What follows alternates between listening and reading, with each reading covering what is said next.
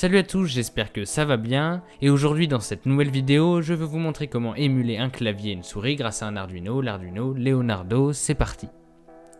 Avant de commencer, je vous conseille de mettre un bouton sur votre Arduino et d'effectuer les actions seulement quand on clique dessus, pour éviter de vous retrouver à ne plus pouvoir envoyer le code de l'Arduino, car il fait bouger votre souris et créer des choses tout seul. Donc voici le schéma très simple pour les branchements du bouton. Ensuite, voici le code Arduino, on va commencer par installer les librairies Mouse et Keyboard.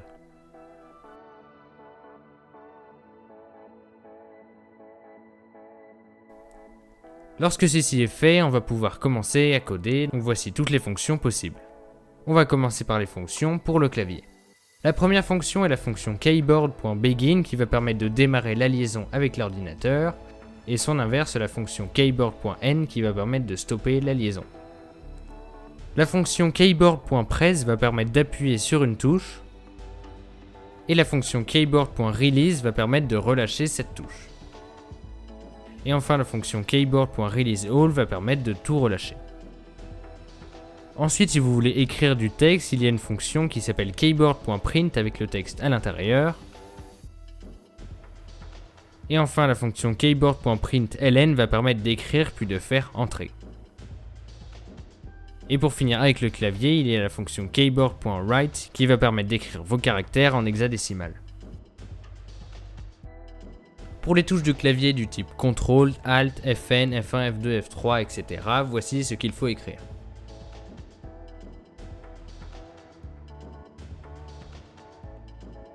Par défaut, le clavier est en QWERTY, donc si vous voulez le passer en AZERTY, il va falloir écrire tout ceci au début du code.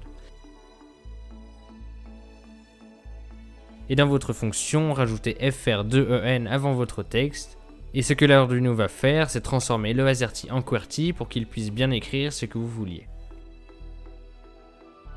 Ensuite, on passe aux fonctions pour la souris. La première fonction est la fonction mouse.begin qui va vous permettre de démarrer la liaison. Et comme le clavier à l'inverse, il y a sa fonction mouse.end qui va permettre de stopper la liaison avec l'ordinateur. Ensuite, si vous voulez appuyer sur une touche de votre souris, il y a la fonction mouse.press. Et à l'intérieur, il va falloir soit mettre mouse left ou mouse right ou mouse middle, donc clic gauche, clic droit et clic molette. Comme le clavier, il y a la fonction mouse.release qui va permettre de relâcher la touche.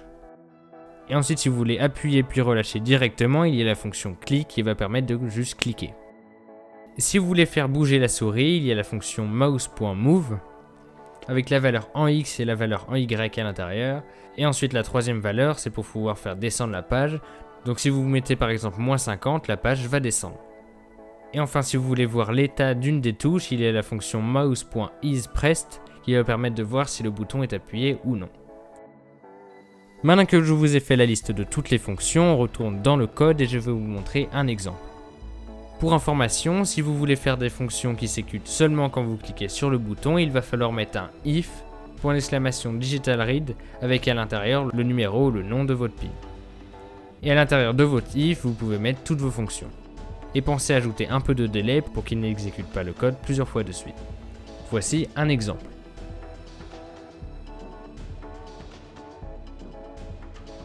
Si je clique sur le bouton, ça va ouvrir un nouvel onglet avec CTRL-T. Écrire gammatronic.fr, faire entrer, attendre 5 secondes que la page charge et descendre de la page.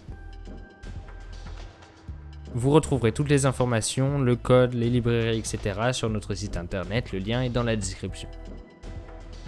La vidéo est maintenant terminée, si elle vous a plu, pensez à vous abonner, à mettre un pouce en l'air et enfin si vous avez des questions, il y a l'espace commentaire ou sur Discord. Salut!